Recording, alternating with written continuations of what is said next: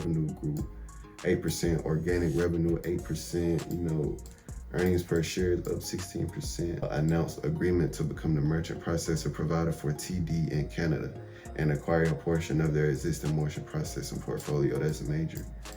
Hey man, I'm no financial advisor. So if you're watching this, it's for entertainment and it's because you want to learn how to make some free money in the stock market.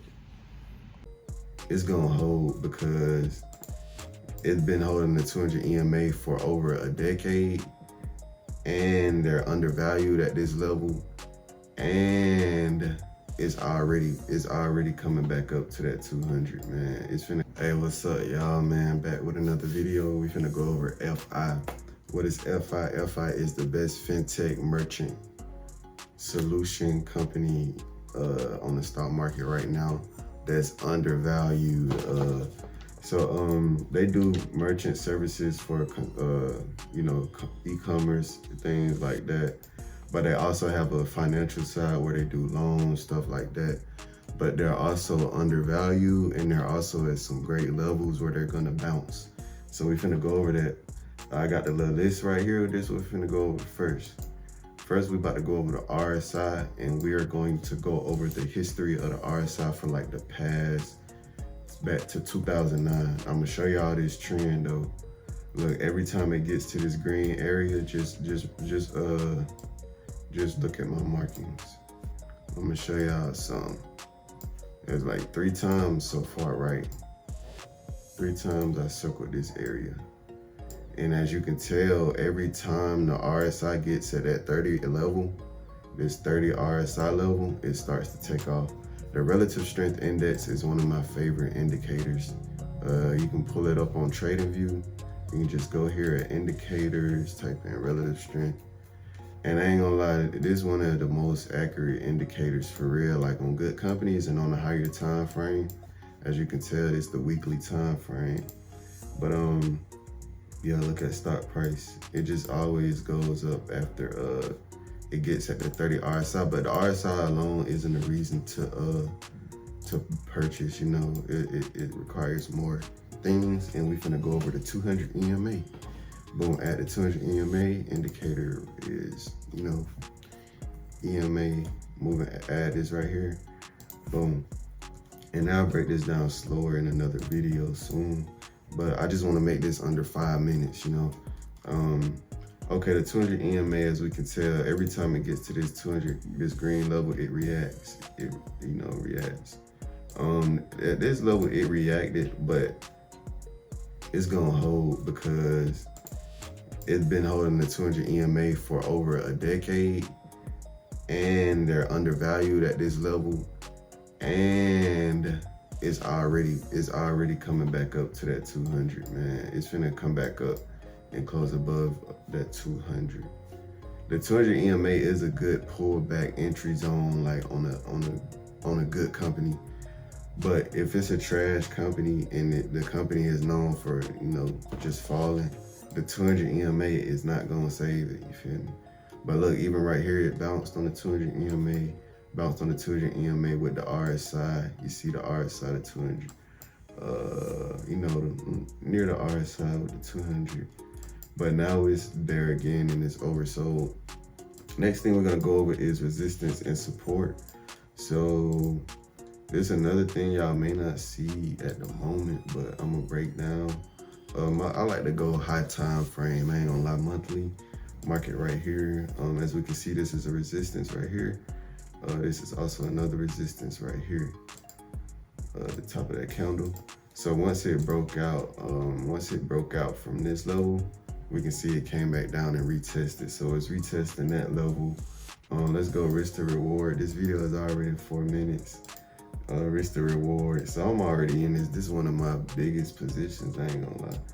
But risk to reward. So if it doesn't hold this level here, if it doesn't hold this support level on the weekly, or this resistance on the weekly, I ain't gonna lie, that guy gonna keep falling. That guy gonna keep falling to here, and maybe to the 200, and I ain't gonna be in it for that. So my risk is like, you feel me, right there. Yeah, the trend is an uptrend, so it's like, yeah, that's the trend. You see, the trend is up. Revenue. Let's go over revenue real fast. Look, their revenue is increasing. They are acquiring more companies. Yeah, they doing big things. Look at their operating. Their main cash sources increasing on a yearly basis, crazy amounts. They're consistently beating earnings. Let's put up this volume and stuff. Consistently beating earnings. Okay, let's go over this real fast. Let me make sure. Yep. Let's go over tabs. Net margin is good. They got 16% up. You feel me?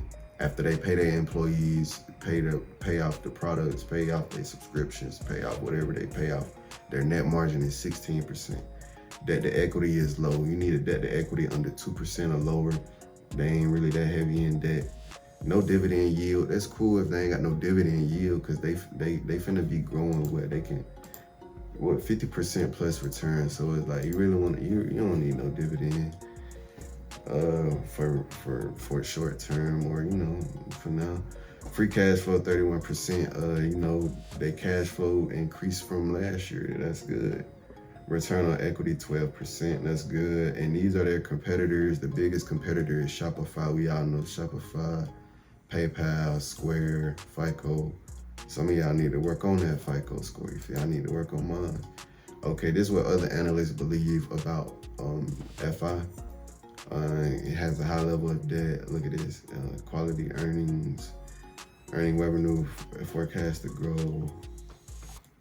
This on Simply Wall Street. Then look, this is another major thing. This is from the CEO. This is from the company itself on their highlights from the past 3 months. What they did. And there's major highlights in here, what they did the past 3 months. Revenue grew 8%, organic revenue 8%, earnings per share is up 16%. All these major highlights, like if you're gonna invest in something with, some major highlights like this, that's undervalued, that's for sure is gonna take off. Look, reiterated our 3.5 billion outlook for Clover revenue in 2025 with continued execution on our growth plan. Announced agreement to become the merchant processor provider for TD in Canada and acquire a portion of their existing merchant processing portfolio. That's major. So, man, their revenue's finna be off the charts.